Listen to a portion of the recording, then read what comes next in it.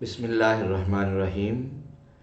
انتہائی اہم سوال ہے کہ سورہ بقرہ میں اللہ تعالیٰ نے ارشاد فرمایا ہے، یاد کرو جب ہم نے اولاد یعقوب سے پختہ وعدہ لیا کہ اللہ کے سوا کسی کی عبادت نہ کرنا اور ماں باپ کے ساتھ اچھا سلوک کرنا، وبالوالدین احسانا، اور قرابت داروں اور یتیموں اور محتاجوں کے ساتھ بھی بھلائی کرنا، اور عام لوگوں سے بھی نرمی اور خوش خلقی سے بات کرنا، نیکی کی بات کہنا، نماز قائم رکھنا اور زکوٰۃ دیتے رہنا۔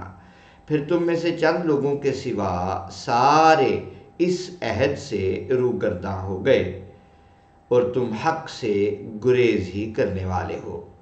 نماز اور زکوٰۃ ارکان اسلام قرار دے دیے گئے جن کا ذکر بعد میں آیا ہے، مگر والدین، اقربا، یتیموں، محتاجوں سے اچھا سلوک کرنا، لوگوں سے اچھی بات کہنا ارکان اسلام کا حصہ کیوں نہیں ہے؟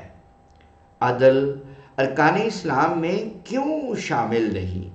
قرآن مجید میں ہے، یا داؤد انا جعلناک خلیفۃ فی الارض فاحکم بین الناس بالحق۔ ہم نے کہا، اے داؤد، ہم نے تمہیں زمین میں خلیفہ بنایا ہے۔ کیا یہ حکم صرف حضرت داؤد علیہ السلام کے لیے تھا؟ میرا سوال یہ ہے کہ ارکان اسلام کا فیصلہ اللہ تعالیٰ کی طرف سے ہے یا علماء کرام کی طرف سے یہ فیصلہ کیا گیا ہے کہ اسلام کو 5 ارکان میں تقسیم کر دیا گیا ہے؟ تو یہ ایک انتہائی اہم سوال تھا، مناسب سمجھا کہ آپ کے ساتھ اس کا جواب شیئر کر دوں۔ تو سامعین و ناظرین، اگر ابھی تک آپ نے ہمارا چینل سبسکرائب نہیں کیا، آپ سے گزارش ہے کہ چینل ضرور سبسکرائب کیجئے، بیل آئیکن کو بھی پریس کیجئے تاکہ ہماری آنے والی ہر نئی ویڈیو آپ تک بآسانی اور بروقت پہنچ سکے۔ جواب اس کا یوں سمجھ میں آتا ہے کہ حدیث جبرائیل ایک بڑی مشہور اور صحیح حدیث پاک ہے جن میں 5 چیزوں کو اسلام کی بنیاد قرار دیا گیا ہے، اور اس کے علاوہ بھی متعدد روایات میں بھی اس کی اہمیت کو بیان کیا گیا ہے۔ اصطلاحاً انہی کو ارکان اسلام سے تعبیر کیا گیا ہے، جیسا کہ حضرت عبداللہ ابن عمر رضی اللہ عنہما سے روایت ہے کہ رسول اللہ صلی اللہ علیہ وآلہ وسلم نے ارشاد فرمایا، بنی الاسلام علی 5 شہادتی اللہ الہ الا اللہ وان محمدن رسول اللہ وإقام الصلاة وإيتاء الزکاة والحج وصوم رمضان۔ اسلام کی بنیاد 5 چیزوں پر ہے: یہ گواہی دینا کہ اللہ کے سوا کوئی معبود نہیں، اور یہ کہ محمد صلی اللہ علیہ وآلہ وسلم اللہ تعالیٰ کے رسول ہیں، اور نماز قائم کرنا، زکوٰۃ ادا کرنا، حج کرنا اور رمضان کے روزے رکھنا۔ یہ بخاری کی الصحیح کتاب الایمان باب الایمان وقول النبی صلی اللہ علیہ وسلم بنی الاسلام علی 5 میں دیکھا جا سکتا ہے۔ امام مسلم نے بھی اپنی الصحیح میں کتاب الایمان باب بیان ارکان الاسلام، اس میں یہ ذکر فرمایا ہے۔ اس سے معلوم ہوا کہ ارکان اسلام کا تعین رسول اللہ صلی اللہ علیہ وآلہ وسلم نے خود فرمایا ہے، اس لیے ارکان اسلام کو علماء کی تحقیق قرار نہیں دیا جا سکتا۔ رسول اللہ صلی اللہ علیہ وآلہ وسلم نے جن چیزوں کو اسلام کی بنیاد قرار دیا ہے، ان میں کمی بیشی کا کسی کو کوئی اختیار نہیں ہے۔ یہ بات ہمیشہ ذہن نشین رہے کہ اسلام کا مقصد انسانی اخلاق کو سنوارنا اور سماجی اخلاقیات کو فروغ دینا ہی ہے، وہ چاہے شہادت لا الہ الا اللہ وان محمدن رسول اللہ کی صورت میں ہو، یا اقام الصلاۃ کی صورت میں ہو، یا ایتاء الزکوٰۃ کی صورت میں ہو، یا صوم رمضان کی صورت میں ہو، یا پھر ادائے حج کی صورت میں ہو۔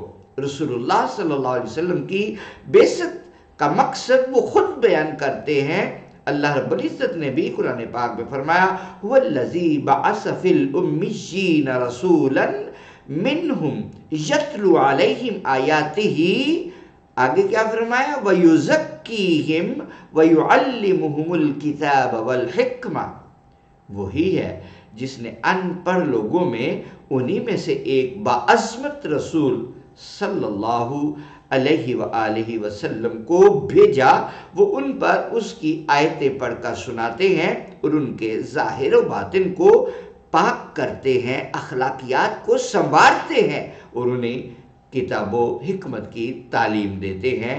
یہ سورہ الجمعہ سورہ نمبر 62 آیت نمبر 2 ہے۔ اس آیت مبارکہ میں بعثت نبوی کے 4 فرائض بیان کیے گئے ہیں۔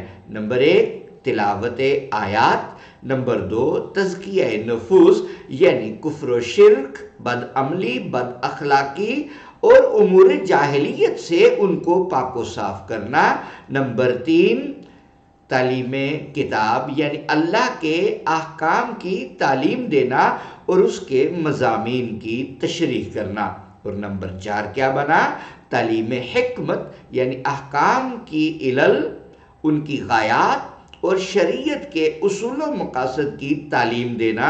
یہ 4 مقاصد بیان کیے گئے ہیں۔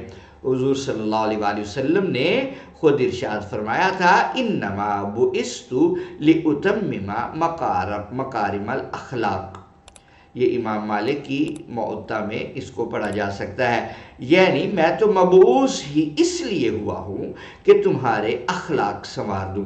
پورا دین اخلاق سنوارنے کا ہی نام ہے۔ حسن خلق جس کو نصیب ہو گیا اس نے پورے دین کی روح کو پا لیا۔ دین کی روح حسن خلق ہی ہے۔ اگر اس کو چھوڑ دیتے ہیں تو پھر کسی عمل کا کوئی فائدہ نہیں ہے۔ والدین، اعزاء و اقربا، یتیموں، مسکینوں اور معاشرے کے پسماندہ طبقات سے حسن سلوک کرنے، عدل و انصاف کی سماجی اور مذہبی اہمیت اپنی جگہ بجا ہے۔ ان کے متعلق ہر انسان کو اللہ تعالیٰ کے حکم سے آگاہ کیا جانا ضروری ہے، مگر اس اہمیت کے باوجود کسی کو اس اہمیت کی وجہ سے دین کا وہ بنیاد قرار نہیں دیا جا سکتا جس کو دین بنانے والے، دین کو پیش کرنے والے نے قرار نہ دیا ہو، یعنی جس کو حضور نبی اکرم صلی اللہ علیہ وآلہ وسلم کی نصوص قطعیہ سے بنیاد دین نہ قرار دیا گیا ہو۔ ہمارا کوئی اختیار نہیں ہے کہ ہم اس چیز کو دین کی بنیاد قرار دیں۔ لہذا بنی الاسلام علی خمس، یہ کسی مفتی کا، کسی عالم کا، کسی فقیہ کا، کسی امام کا کوئی فتویٰ یا ان کی طرف سے بنایا ہوا کوئی نیا نظام نہیں ہے، بلکہ اس کو بنانے والے، شریعت کو دینے والے ہمارے نبی حضرت محمد مصطفیٰ صلی اللہ علیہ وآلہ وسلم ہے۔ لہذا وہ تمام امور جو نصوص قطعیہ سے ثابت ہوتے ہیں، ان امور میں نہ تو کمی کی جا سکتی ہے اور نہ ہی ان امور میں زیادتی کی جا سکتی ہے۔